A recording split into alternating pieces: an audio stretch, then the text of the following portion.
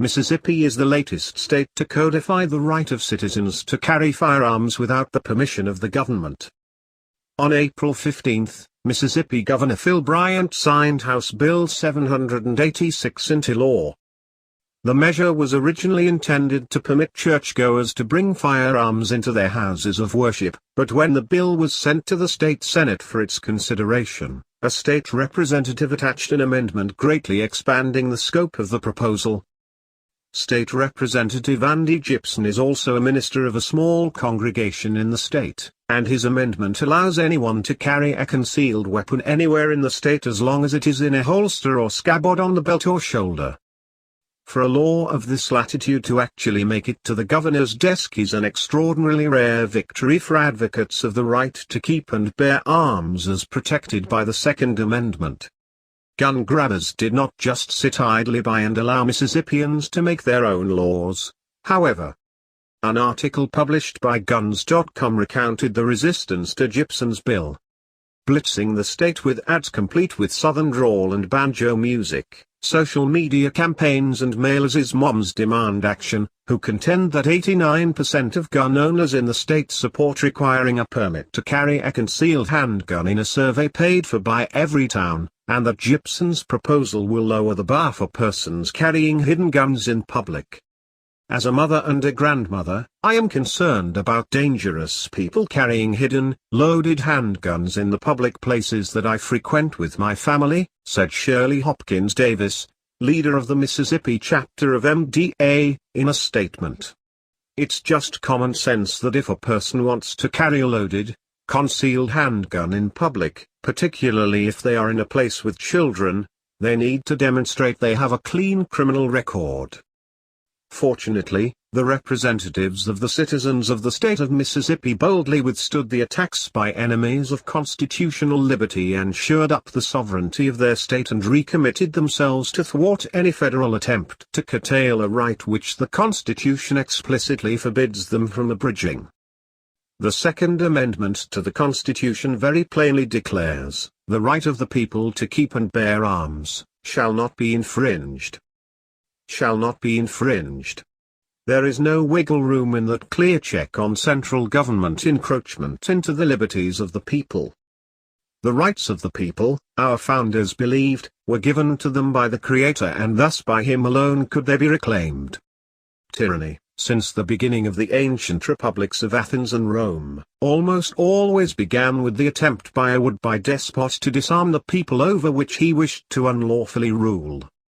In Athens, for example, the tyrant Pisistratus distracted the people while he confiscated their weapons, explaining to them when confronted about the secret confiscation, that it was for their own safety that they were denied the right of self-protection. He promised that he would protect them and that they would not need to protect themselves. So the story goes and so it continues with every new generation of contemporary would-be dictators.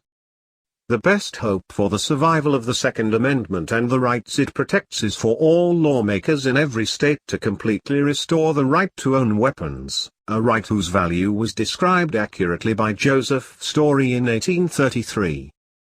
The right of the citizens to keep and bear arms has justly been considered as the palladium of the liberties of a republic, since it offers a strong moral check against the usurpation and arbitrary power of rulers, and will generally, even if these are successful in the first instance, enable the people to resist and triumph over them.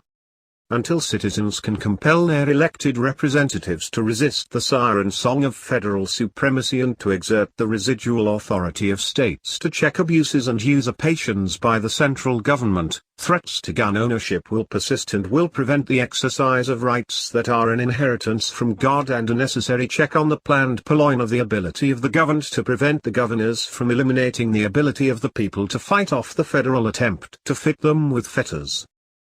The new law in Mississippi and similar statutes enacted in other states are an expression of the best, the rightful, remedy to the disease of federal despotism, nullification.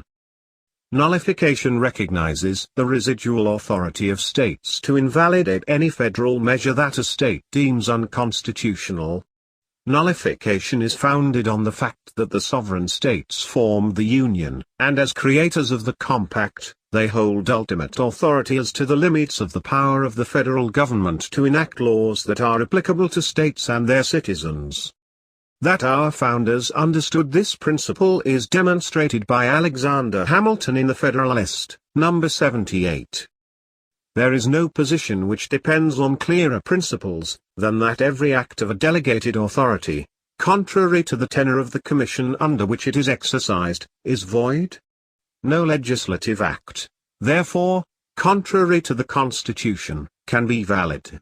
To deny this, would be to affirm, that the deputy is greater than his principal, that the servant is above his master, that the representatives of the people are superior to the people themselves, that men acting by virtue of powers, may do not only what their powers do not authorize, but what they forbid. James Madison, also writing in the Federalist, recommended that state legislators, in order to prevent federal abridgment of fundamental liberties, should refuse to cooperate with the officers of the Union.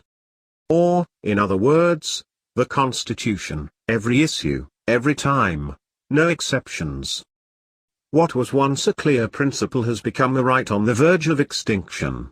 All the 49 other states would be wise to follow the example of Mississippi and reject the various federal and international schemes to strip Americans of their last and greatest defense against absolutism, the arms they keep and